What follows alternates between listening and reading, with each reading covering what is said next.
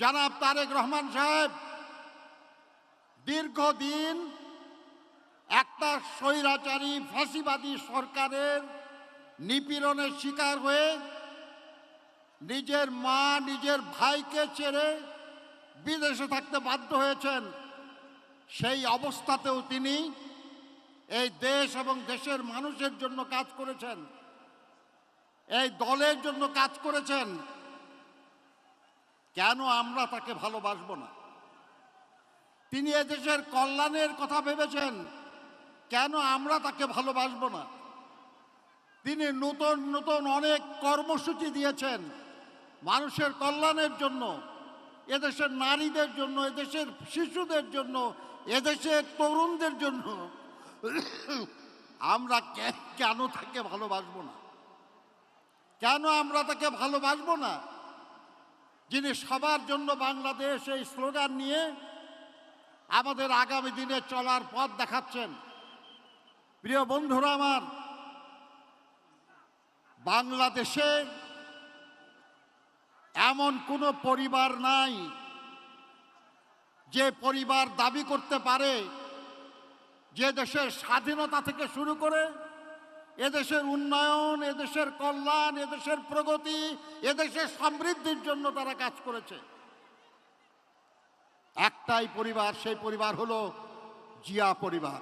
বন্ধুরা আমার, নির্বাচনী আসনে কে বিজয়ী হবেন এটা নির্ধারণ করার দায়িত্ব, ক্ষমতা মহান আল্লাহ তাআলার, এবং এটা তিনি বাস্তবায়ন করবেন ভোটারদের মাধ্যমে, আমার আপনার মাধ্যমে।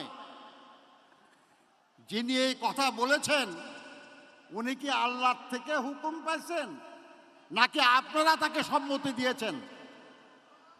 কেউ দেয় নাই, কেউ দেয় নাই। আর এমন লোক বলল এই কথা, কি বলবো? বিএনপি 1991 সালে এই ঢাকা মহানগরীর সবগুলি আসনে বিজয়ী হয়েছিল। এরকম রেকর্ড আর কারো নাই। আমরা সব আসনে বিজয়ী হয়েও আমরা বা আমাদের নেতা কখনো বলেন না যে সব আসন আমরা পেয়ে যাব। আর এমন একজন বলে যিনি জীবনে কোনোদিন কোনো নির্বাচন করেন নাই এবং তার দল কোনোদিন এই ঢাকা মহানগরীর কোনো আসনে যেতে নাই। তারা ইসলামের কথা বলেন। আমি তাকে বলি, ইসলাম সবচেয়ে বেশি অপছন্দ করে যেটা, সেটা হলো অহংকার, সেটা হলো দম্ভ।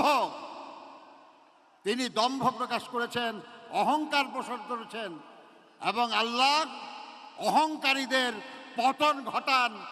এবং এই ঢাকায় ইনশাআল্লাহ সেই কারণেই তাদের পতন হবে। এই দুনিয়ার সবচেয়ে জটিল, সবচেয়ে মূল্যবান যন্ত্র হলো রাষ্ট্রযন্ত্র। এই রাষ্ট্রযন্ত্র কোনো শিক্ষানবিশের হাতে দেওয়া যায় না, অভিজ্ঞতার ব্যাপার লাগে। আর এখন যারা নির্বাচনে অংশগ্রহণ করছে, বিএনপি ছাড়া আর কারো রাষ্ট্র পরিচালনার অভিজ্ঞতা নাই। ফলে এই বিধ্বস্ত অর্থনীতি সমস্ত প্রতিষ্ঠানগুলিকে দুর্নীতি, অনাচার দিয়ে ধ্বংস করে ফেলা হয়েছে। এইরকম একটা রাষ্ট্র যদি আমরা পুনরায় গড়ে তুলতে চাই, তাহলে আমাদের তো এমন একটা দলকে দায়িত্ব দিতে হবে যাদের এরকম কাজ করার অভিজ্ঞতা আছে। শহীদ জিয়া যখন দায়িত্ব নিয়েছিলেন তখন দেশ অর্থনীতি ছিল বিধ্বস্ত। ৭৪-এর দুর্ভিক্ষে লাখো মানুষ মারা গেছে।